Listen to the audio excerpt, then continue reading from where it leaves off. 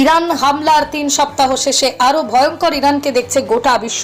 ইসরায়েলের অবাধ, ডিমনা, ইলাত, বীরশেরবা এবং কিরিয়াত গাহ শহরের সামরিক স্থাপনা, নিরাপত্তা কেন্দ্রগুলোকে লক্ষ্য করে চরম হামলা চালিয়েছে ইরান।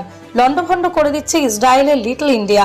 আহত শতাধিক। তবে আইআরজিসি দাবি করছে এসব হামলায় ইসরায়েলের 200 জনেরও বেশি মানুষ নিহত হয়েছেন। সবচেয়ে বড় খবর হলো যুক্তরাষ্ট্র ইসরায়েলকে অবাক করে দিয়ে 4000 কিলোমিটার দূরের সেই গার্সিয়া দ্বীপে মার্কিন যুক্তরাজ্যের ঘাঁটিতে হামলা করে বসেছে ইরান। টার্গেট দিয়াগো গার্সিয়ায় থাকা যুক্তরাষ্ট্র এবং যুক্তরাজ্যের অতি সুরক্ষিত যৌথ সামরিক ঘাঁটি। ইরান সেখানে নিশানা করে দুটি মাঝারি পাল্লার ব্যালিস্টিক ক্ষেপণাস্ত্র বা আইআরবিএম ছুড়েছে। যদিও পশ্চিমা সংবাদ মাধ্যমগুলো দাবি করছে একটি ক্ষেপণাস্ত্র মাঝপথে ভেঙে পড়েছে এবং অন্যটিকে ভূপাতিত করা হয়েছে, কিন্তু আসল খেলাটা এখানে। এই হামলার প্রচেষ্টা এক নিমেষেই বৈশ্বিক সামরিক উত্তেজনার পারদকে সর্বোচ্চ চূড়ায় নিয়ে গেছে এবং একই সঙ্গে মধ্যপ্রাচ্যের ঝুঁকির মানচিত্রকে পুরোপুরি বদলে দিয়েছে। দিয়াগো গার্সিয়া কোনো সাধারণ দ্বীপ নয়, কিন্তু এখন যদি ইরান সত্যিই তাদের ঘোষিত সীমার দ্বিগুণ দূরত্বে হামলা চালানোর সক্ষমতা দেখায়, তবে এর সোজা অর্থ হলো তেহরান এতদিন পশ্চিমাদের চোখে ধুলো দিয়ে আসছিল। তাদের হাতে এমন সব অপ্রকাশিত এবং ভয়ঙ্কর সমরাস্ত্র রয়েছে যার সম্পর্কে বিশ্ব এখনো পুরোপুরি অন্ধকারে। সরাসরি ফল হলো এখন যুক্তরাষ্ট্র এবং যুক্তরাজ্যকে বাধ্য হয়ে তাদের ক্ষেপণাস্ত্র প্রতিরক্ষা ব্যবস্থা মধ্যপ্রাচ্য থেকে।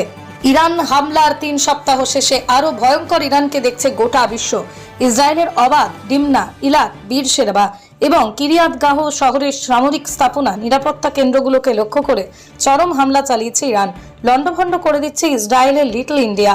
আহত শতাধিক। তবে আইআরজিসি দাবি করছে এসব হামলায় ইসরায়েলের 200 জনেরও বেশি মানুষ নিহত হয়েছেন। সবচেয়ে বড় খবর হলো যুক্তরাষ্ট্র ইসরায়েলকে অবাক করে দিয়ে 4000 কিলোমিটার দূরের সেই গার্সিয়া দ্বীপে মার্কিন যুক্তরাজ্যের ঘাঁটিতে হামলা করে বসেছে ইরান।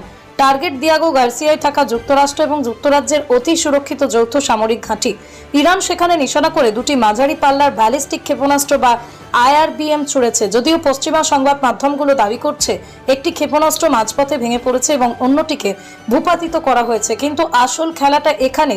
এই হামলার প্রচেষ্টা এক নিমেষেই বৈশ্বিক সামরিক উত্তেজনার পারদকে সর্বোচ্চ চূড়ায় নিয়ে গেছে এবং একই সঙ্গে মধ্যপ্রাচ্যের ঝুঁকির মানচিত্রকে পুরোপুরি বদলে দিয়েছে।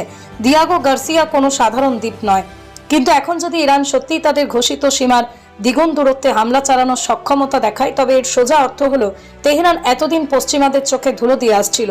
তাদের হাতে এমন সব অপ্রকাশিত এবং ভয়ঙ্কর সমরাস্ত্র রয়েছে যার সম্পর্কে বিশ্ব এখনো পুরোপুরি অন্ধকারে। সরাসরি ফল হলো এখন যুক্তরাষ্ট্র এবং যুক্তরাজ্যকে বাধ্য হয়ে তাদের ক্ষেপণাস্ত্র প্রতিরক্ষা ব্যবস্থা মধ্যপ্রাচ্য থেকে।